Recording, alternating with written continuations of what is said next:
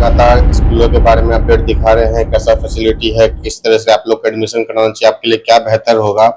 आज भी दिखाने की कोशिश करेंगे। इस टाइम हम आए हुए हैं एक प्राइवेट स्कूल में। जानेंगे स्कूल का क्या नाम है, किस जगह लोकेशन है, प्रोसीजर ऑफ एडमिशन क्या है, क्वालिटी ऑफ एजुकेशन क्या है, कितने क्वालिफाइड हैं यहाँ के टीचर्स, फैसिलिटी बच्चों को कैसा मिलता है, मील्स जो मिलता है हॉस्टल में वो कैसे रहते हैं। सबसे पहले क्या उद्देश्य था अपना स्कूल खोलने का सर? बेसिकली स्कूलिंग तो इधर विगत 2 वर्षों से यहाँ पर जो है चल रही है, लेकिन मेरा जो अनुभव रहा है वो कोचिंग क्लासेस का रहा है। सहरसा में 2008 से ही मेरा मैथमेटिक्स ओरिजिन करके एक 10+2 लेवल का जो है संस्था जो है वो रन कर रहा है, अभी भी चल रही है। तो ऐसा मतलब एक और स्कूल है? स्कूल नहीं, कोचिंग क्लासेज। हाँ, मेरा ये आपको एनसीसी ऑफिस के पास एक जो है कोचिंग बहुत पहले रन करता था, 2008 से लेकर के 2017 ईस्वी तक वहाँ रन कराए। फिर जो अपना घर बनाए वीर कुंवर सिंह स्कूल के बगल में, वहाँ पर रन कराए। और बाद में जो है भविष्य चौक पर आने का एक मौका मिला, कुछ स्टूडेंट ने कन्विंस किया कि सर इधर ब्रांच खोलिए। तो वहीं से फिर जो है थर्ड जब फेज आया कोरोना का 2021, तो उसके बाद जो है तब स्कूलिंग को जो है स्टार्ट किया गया 2022 से। तो ये समझिए तीसरा सत्र है ये। तो क्योंकि शिक्षा जगत से जुड़े हुए हैं और कोचिंग क्लासेज थोड़ा बीच में मेरा जो है जो फ्लो था पहले वो नहीं रहा, थोड़ा सा कम गया। तो हाँ, कोरोना की वजह से तो फिर स्कूलिंग स्टार्ट किए। जो शिक्षा से जुड़े हुए हैं तो शिक्षा में ही कुछ काम कर किया जाए, इसीलिए स्कूल की नींव डाली गई है। और ये स्कूल जो है इसका नाम पटना सेंट्रल स्कूल है और ये शिवपुरी महर्षि में ही आश्रम के पूर्व में स्थित है। और ये सिमराहा भी कहलाता है, कुछ लोग इसको सिमराहा भी बोलते हैं, कुछ लोग शिवपुरी भी बोलते हैं। और राइट में न्यू हॉरिजॉन है, इधर गुरुकुल है। हाँ, गुरु प्रताप करके है। हाँ, 2 स्कूल हैं, बहुत सारे स्कूल हैं। स्कूल तो बहुत है सहरसा में निकट में ही, लेकिन निकट में ये स्कूल है। और ये स्कूल नर्सरी से लेकर के क्लास 10 तक का है, लेकिन वर्तमान में क्लास 8 तक के ही छात्र यहाँ पर हैं। 10th के लिए जैसे बच्चे आएंगे तो बोर्ड वगैरह है? हाँ, तो 10th क्लास में चूंकि यहाँ एफिलिएशन लिए नहीं है, तो दूसरे किसी स्कूल से जो एफिलिएशन लिए हुए जिनको मान्यता प्राप्त है वहाँ से फॉर्म भरवा करके सारा काम किया जाएगा। हॉस्टल की व्यवस्था है, लड़के हों या लड़कियां हों दोनों को यहाँ रखते हैं। तो लड़के लड़कियां यहाँ रहती है, और जैसे मैंने पहले ही पूछा था कि क्वालिफिकेशन कितनी रहती है यहाँ के टीचर्स की, और कैसे हायर करते हैं, बच्चों को समझ आता है कि रिजल्ट कैसा रहता है? टीचर तो यहाँ सभी एक्सपीरियंस्ड ही हैं। आपको 6 टीचर कुल मिला करके हैं, जिनमें से 3 आपको बहुत सुपर सीनियर हैं, जिनको शिक्षा जगत में एक हमारे संतोष सर हैं जिनको लगभग 30 वर्षों का अनुभव प्राप्त है, और एक हमारे नीरज सर हैं जो इंग्लिश को देखते हैं, जीके वगैरह सब पढ़ाते हैं। तो बहुत अच्छे अच्छे टीचर यहाँ पर हैं। और मेरी कोशिश है कि कुछ जो इंग्लिश वोकल वाले जो टीचर हैं उनको भी हायर किया जाए। इस सत्र में 3-4 महीने के बाद जो है उसका भी अपने एरिया में स्टूडेंट पे जो है इंग्लिश पे पकड़ बहुत कम है। हाँ, ये हम लोगों के एरिया में एक वीक पॉइंट रहा है, क्योंकि हम लोगों का जो अपना लैंग्वेज है हिंदी या मैथिली हम लोग बेहतर बोल लेते हैं।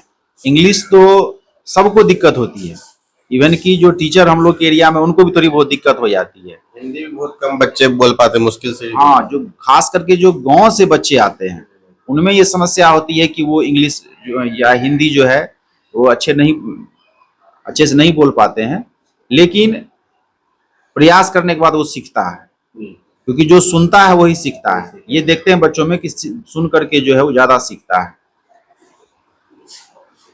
अपने यहाँ जैसे कि आपने कहा हॉस्टल है, तो हॉस्टल में कैसी फैसिलिटी रहता है, बच्चों की केयर किस तरीके से आप लोग करते हैं, सुरक्षा पे कैसे ध्यान देते हैं कि गेट से बाहर ना भाग जाए, माँ बाप को कोई चिंता ना हो, और क्या क्या खाने वगैरह में रहता है?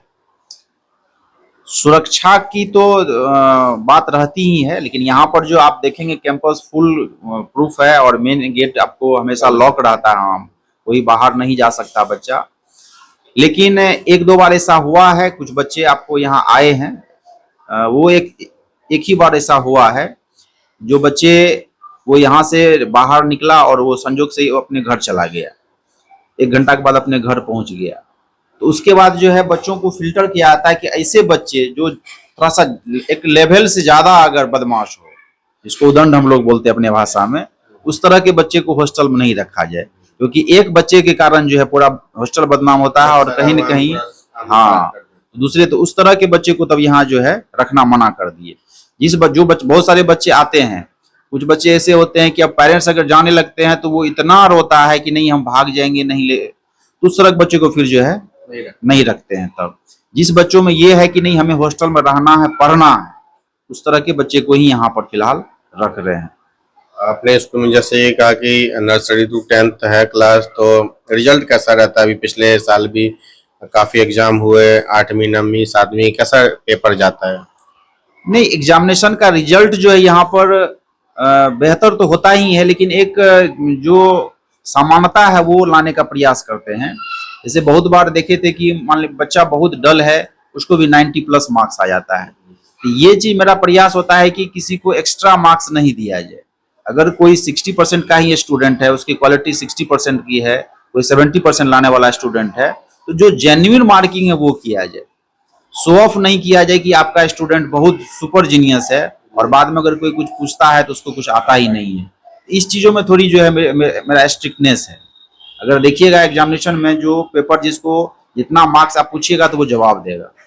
बहुत सारे बच्चे हैं जो कि आपको 90+ जाने वाले केवल 3 बच्चे आपको यहाँ पर मिलेंगे, 90% जो ऊपर जो उनसे आप कुछ पूछ लीजिएगा जवाब देगा। 80 उसी तरह से आपको 80s में भी है और 70s में भी है। ऐसा नहीं कि मेजोरिटी में कहिएगा कि नहीं किसी क्लास में 15 स्टूडेंट है तो 15 में से 15 90+ चला गया, ऐसा नहीं है। ये चीज थोड़ा सा यहाँ पर ध्यान रखे हुए हैं। गार्जियंस को जो है कहता है ना कि मतलब एक ऐसा जाल नहीं बना दीजिए कि आपका बच्चा बहुत सुपर जीनियस है और वास्तव में कुछ नहीं है। ये चीज प्रोसीजर ऑफ एडमिशन का क्या रूल है अपने यहाँ? किस पे कांटेक्ट करें? स्कूल का क्या नाम है? फिर दोबारा से एक बार एड्रेस बता दीजिए। ये शिवपुरी आपको सहरसा का न्यू बाईपास है, जो कि आपको यादव चौक से निकल करके आपको कचहरी ढाला तक जाकर जो रोड मिलती है, उसमें भविसा चौक और सियाराम चौक है। तो भविसा चौक और सियाराम चौक से उत्तर की तरफ जो रोड निकलती है, उसी में आगे आने पर ये आपको स्कूल है। शिवपुरी और सिमराहा का ये बाउंड्री लाइन पड़ता है। स्कूल का नाम आपको पटना सेंट्रल स्कूल है। आपका नाम? और मेरा नाम राहुल कुमार वर्मा हुआ। तो ये थे हमारे साथ राहुल कुमार वर्मा जी, जो पटना सेंट्रल स्कूल के डायरेक्टर है, प्रिंसिपल है, और स्कूल को लगातार बेहतर तरीके से चला रहे हैं और लगातार कई सालों से शिक्षक भी रहे हैं। टीचर फील्ड में बेहतर एक्सपीरियंस है, वो अपना एक्सपीरियंस अपने बच्चों में बांट रहे हैं ताकि बच्चों को शिक्षा के साथ संस्कार भी मिले। सबसे बड़ी बात है, शिक्षा को इन लोगों ने बिजनेस बनने नहीं दिया है। बहुत लोग शिक्षा को बिजनेस बना देते हैं और लगातार कई सारे फीस वगैरह चार्ज करते हैं। तो अपना फीस भी यहाँ पे मिनिमम होगा ताकि मजदूर किसान गरीब के लोग यहाँ पे अफोर्ड कर सके। जी जी, मिनिमम फीस जो नर्सरी क्लास का भी 600 रखे हुए हैं, 600 है। नर्सरी LKG UKG का 600, उसके ऊपर जो क्लास 1 2 3 है उसका 700, ऐसे ही करके स्लैब बनाए हुए हैं। बहुत हाई फीस नहीं रखे हुए हैं, एक नॉर्मल फी है। और जो एडमिशन फी चार्ज है वो भी बिल्कुल निःशुल्क है। एनुअल चार्ज के तौर पर उसे कुछ फी देने पड़ते हैं, जो कि एग्जामिनेशन फी और फेस्टिवल चार्ज में उसका काउंटिंग होता है। तो ये थे हम अभी पटना सेंट्रल स्कूल में, हमारी यात्रा जारी रहेगी। किसी दूसरे स्कूल में मिलते हैं अगले वीडियो में, तब तक के लिए बने रहें। जिला सहरसा से रंजन जायसवाल की रिपोर्ट।